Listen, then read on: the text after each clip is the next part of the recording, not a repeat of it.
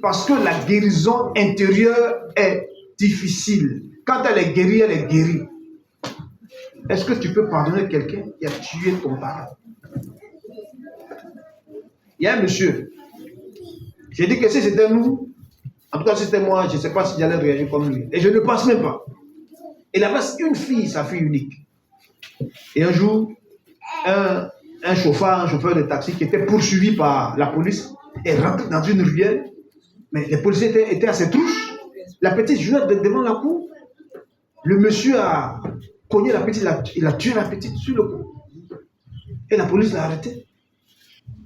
L'a mené devant le papa. Il a dit, monsieur, qu'est-ce que vous dites? Satan m'a tué votre fils, votre fille. Que dites-vous? Vous portez plainte, on l'amène en prison. Ça là, c'est moins 20 ans. Tu dis quoi? Le père regarde l'enfant, le cadavre, il regarde le monsieur, il regarde les policiers. Il pleure. Sa fille unique. Tu ne sais pas si tu en aurais une autre. Sa fille unique. Il lève les yeux vers les cieux et il dit aux policiers, vous savez, Dieu a un fils unique. Il a envoyé son fils unique. L'humanité a tué son fils unique. Cela n'a pas empêché Dieu de pardonner à l'humanité. Comme Dieu, je pardonne à ce taximan. Moi, il ne peut pas faire ça. Hein? Tu as tué mon enfant, tu as fait 20 ans de prison. Enfant, papa, c'est pas facile. Hein? Tu ne sais pas si, après l'enfant, tu en auras d'autres. Mais le monsieur a été marqué à vie. Il a pardonné, simplement. Il a confié les choses entre les mains du Seigneur. Quand tu es blessé, confie ça entre les mains du Seigneur. Si quelqu'un t'a dit une parole qui t'a fait très mal, mets-toi à genoux. Seigneur, soutiens-moi, aide-moi. Ne garde pas rancune. Si tu gardes rancune, ça va te ronger. Et tu vas chercher toujours l'occasion pour te venger. Les personnes blessées cherchent, quand elles ne sont pas guéries, elles cherchent toujours une occasion de vengeance. Et la moindre petite occasion, elle ne rate pas.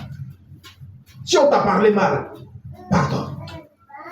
Si on t'a dit quelque chose qui ne t'a pas plu, pardonne. Mets-toi à genoux, confie ça au Seigneur. Laisse le Seigneur te guérir. Sinon, tu seras très méchant, très nerveux, très mauvais.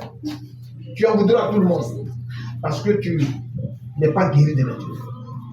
Les blessures nous rendent méchants. Mais on peut devenir meilleur. On peut devenir meilleur. On peut changer. On peut éviter de blesser les gens. Il y a des gens qui aiment blesser, mais tu peux éviter de blesser les gens. Tu peux éviter de dire des insanités, tu peux éviter d'insulter les gens, tu peux éviter de blesser les gens par tes propos, par tes paroles. Tu peux éviter de faire ça. Ce n'est pas difficile. C'est une question de volonté et tu laisses le Seigneur t'aider à le faire.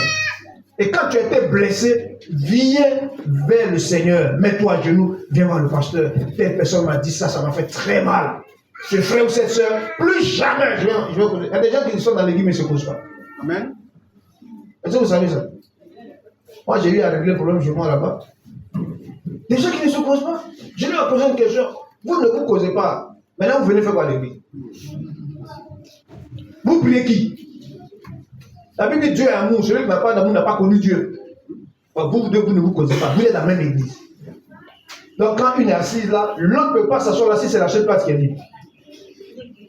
C'est son ennemi. J'ai dit, vous savez, on veut aller au ciel. Hein? On veut aller au ciel. Pour aller au ciel, il y a des attitudes qu'il faut avoir. Si tu laisses passer, chacune d'elles a laissé la blessure ronger et il y a eu des conséquences sur la famille. Les deux ne se parlent pas, les enfants aussi ne se parlent pas. Eh bien oui, quand quelqu'un n'aime pas quelqu'un, il met ses enfants dedans. C'est faux ou c'est vrai? Il ne faut pas aller chez elle quand elle est très mauvaise. Mais elle a fait quoi? C'est ce que le parent a dit. L'enfant aussi là-bas, il ne va pas là-bas. Si tu mets pied, qu'est-ce que je t'avais dit? Il n'est pas ici là. Si on t'a tué ici là, c'est pas. Quand il entend ça, il ne va plus. Mais c'est une affaire d'adulte. Mais comme l'un a été blessé, il communique sa blessure à son fils, qui aussi va communiquer à d'autres. Et puis c'est fini. Les deux familles ne se parlent pas. Pourtant, les gens n'ont pas eu de problème. C'est entre deux hommes ou deux femmes. C'est devenu difficile. On essaie de régler le problème. Un soir à 19h. Bon, c'est parti. Elles ont continué, elles disent, bon d'accord, il n'y a pas de problème. Comme telle personne, chez nous on prêche en français, on traduit en BT. Voilà, l'église est à 99,99% BT. Donc, voilà, c'est BT. Donc, nos chants sont chantés à 99,99% en BT. Voilà. On chante en français une fois tous les 3 mois. Au moins 1 ou 2 cantiques. Voilà. Tout c'est en BT, tu connais pas, tu vas danser. Alléluia. Un jour, je lui ai dit, pardonnez, faites-moi plaisir, chantez un peu en français. Ça nous fait du bien. Voilà. Mais on donne la signature de la chanson. Oui, on comprend. Mais chantez un peu en français quand même. Nous, on vient d'Abidjan. Voilà. Il dit, bon, comme toi, tu interprètes et tu construis un tel, faut t'asseoir. Voilà, c'est mieux comme ça. Ça, moi, je ne vais pas t'encourager dans les bêtises. Quand on est blessé, vous avez vu, les frères de Joseph étaient blessés parce que le papa aimait trop Joseph. Ça devenait trop mal. C'est-à-dire qu'ils avaient perdu leur privilège. Du coup, ils n'aimaient pas le petit frère. Ils ne l'aimaient pas. Ils avaient planifié quelque chose. Et comme il est venu ajouter ses sons, il a dit, voilà l'occasion intime de vendre ce monsieur. Et puis c'est terminé. On va voir qui sera encore aimé parmi nous. On va peut-être avoir nos différents postes. Donc, une blessure peut être causée de façon consciente ou inconsciente. C'est-à-dire, tu peux faire ça volontairement, comme tu peux le faire sans t'en rendre compte, mais tu peux blesser la personne. Mais quand tu es blessé, n'égale pas rancune. Il faut prier le Seigneur. Si tu vois que c'est trop lourd pour toi, tu viens voir le pasteur. Pasteur, aide-moi. Telle personne m'a parlé mal. Quand je vois la personne dans l'église, mon cœur bouillonne. J'ai même pas envie de voir cette personne. À cause de cette personne, je préfère quitter l'église.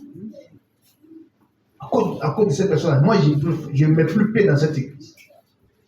Tu vois, jusqu'où la blessure peut. Mais quand c'est comme ça, tu viens voir le pasteur. Pasteur, aide-moi dans la prière. Tu t'ouvres et tu seras guéri. Amen. Et Amen. Quand tu es guéri, tout va bien. Quand tu es guéri, tout fonctionne bien. Tu es content, on est content, tout le monde est content et c'est le Seigneur qui gagne. Amen. Mais quand tu es blessé, tu n'es pas guéri, ça ne va pas. Tu peux devenir hypocrite. Tu fais semblant. Comme ce jeune homme, il faisait semblant quand il voyait son ami. Ah, ça va, oui, ça va longtemps. Mais quand il y a eu la situation, la petite occasion, il n'a pas hésité à le tuer. Ah. Dans le moment, tu as demandé pourquoi le tuer. Il n'a pas hésité à la tuer et puis c'est fini. Parce qu'il avait été blessé, il n'a pas été guéri. Il n'est pas chrétien, c'est un païen. Mais nous sommes chrétiens, nous avons la grâce, nous avons la Bible, nous avons la parole de Dieu, nous avons Dieu, nous avons Jésus. Donc quand on est blessé, on doit s'approcher vers le Seigneur. Seigneur, voici ce qui a été fait. J'ai mal, je ne dors pas, je ne supporte pas. Même dans le couple, on peut blesser sa femme, comme on peut blesser son mari. Et souvent c'est difficile, quand c'est dans le couple même, de pouvoir s'asseoir et puis débattre. Très difficile. Alléluia. Amen. Quand quelqu'un est blessé, souvent, il faut s'abaisser. Il faut s'abaisser. Il faut avoir le courage, à cause de Jésus, de faire la paix. Tu as raison, mais à cause de Jésus, là, demande pardon. Oh, et puis après, quand tout est bien calme, là, vous réglez vos problèmes. Et il y en a. Oh, c'est moi, je suis le chef. Il n'a rien vu encore. Si tu veux ramasser, je vais t'en même pas partir. Alléluia. Amen. J'ai un ami, il est devenu pasteur aujourd'hui. Il a eu un vrai souci à sa femme. Vraiment, ça crée un problème dans le foyer. Le foyer était devenu maintenant bizarre. La femme pour dormir. Ils sont dans la même chambre. Hein. Mais quand elle va aller se laver, elle dit au mari, il faut sortir, je vais me déshabiller à la maison. Ils ont un enfant. C'est quoi tu les caches? Il n'a pas vu. Quand elle finit, il faut sortir et m'habiller. Parce qu'elle était blessée. Elle voulait le punir. Elle n'était pas prête à demander pardon.